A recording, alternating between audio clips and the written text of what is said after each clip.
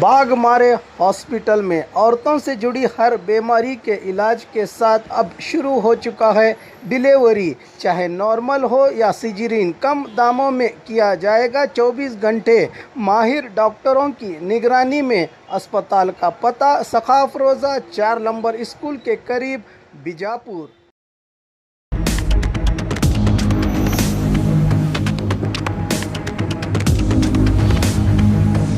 स्वागत है आपका बी न्यूज़ नेशन में। मैं हूं आबिद हुसैन शेख।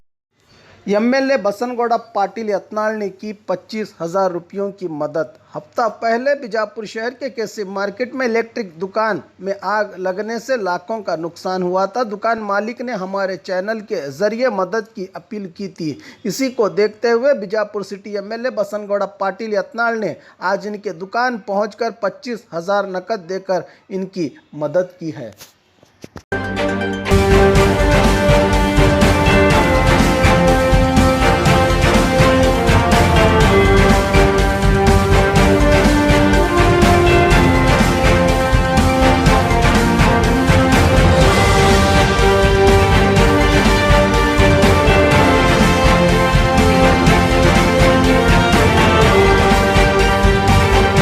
और खबरों के लिए देखते रहिए बी न्यूज़ नेशन।